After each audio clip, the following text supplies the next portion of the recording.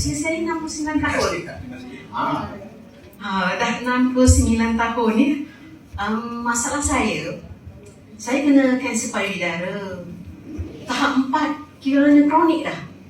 Sebab bila dah tahap 4 akan keluar keturunan limfoma di leher sebelah kanan. Kedua ketiak saya ada macam guli putih. Besar macam guli putih lah. Keturunan juga dan saya tak boleh angkat tangan. berapa lama kak? Oh, saya mula-mula kena pada 2000, tahun 2000. Dia mula-mula lembut je, lembek macam tu.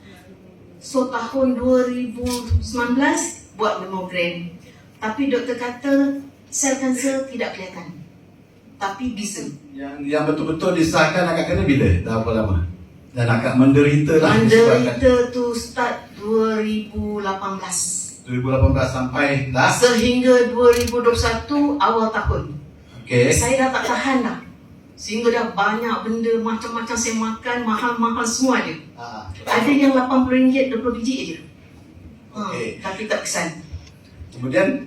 Lepas tu leader saya Rosnani, Puan Rosnani ya, di sana tu saya selalu tengok apa yang dia upload tentang Puan Julaida dari Tanjung Karang.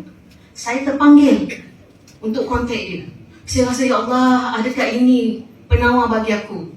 Sebab saya tak buat pembedahan, saya cuma ambil darah CA, CE. Bacaan dia memang mula-mula 16 lah. Tapi bila dah tahun 2021, dah melampau sangat sakit dia, yang tak tertanggung, hari-hari anxiety, nangis hari-hari, tak tahu apa nak buat. Boleh saya tanya kak, sakit tu macam mana kak sakit? Ya Allah, kalau sakit tu, tak boleh cakap lah. Sakit dia tu bisa yang sangat. Okey. Nak senyum pun tak boleh, tapi senyum juga lah. Jadi bila kak jumpa dengan Puan Rosnani tu, Puan Rosnani perkenalkan dengan produk kita? Tengok video tu, produk video kontak Puan Rosnani, terus beli basic kan, basic VR4 masa tu 6 kan, 480. Saya makan yang pertama 1 biji. Hari yang pertama, dia punya bisanya dekat press kiri tu macam kena gerudi dengan jarum halus. Aduh, tak boleh tahan, air mata mengalir. Lepas tu, telefon kat Nani. Kak kata, Kak Zee, cuba up lagi. Mungkin ini healing crisis. So, malam ambil 3. Esok ambil 9 biji. So, dah tak tahan. Dia gini, kanser sebenarnya. Kalau kita nak membunuh dia, kan, nak merencatkan dia, kena makan lebih. Okey. So, saya makan macam mana? 1 botol 50 biji satu hari. Sehari 50 biji? Betul, memang betul.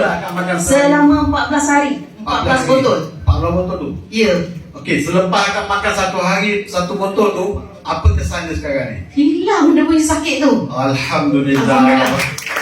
Lepas itu, saya teruskan makan selama 1 tahun, 30 biji satu hari. 30 biji satu hari? Ya, pagi 10, 10, 10. Okey. Macam tu. Sekarang ni macam mana kan keadaan akak? Tak ada apa-apa, okey, clear. Doktor dah check, dah. Tak pergi jumpa hospital pun. Sebab adik-beradik akak 4 orang dengan kanser. Allahuakbar. 2 lelaki, 2 perempuan. Kanser yang teruk. Tengok diorang terlentang di hospital. Tak sanggup. Itu sebabnya Kak Zee ambil keputusan makan tanpa pergi hospital. Tak rasa takut dah. Aku mesti makan. Jadi sekarang ni memang dah rasa macam memang dah sihat. Normal. Sebab yang ketulan tu semua tak ada, semua tak ada. Leher pun. Alhamdulillah bagi kita. Alhamdulillah. Okey, terima kasih.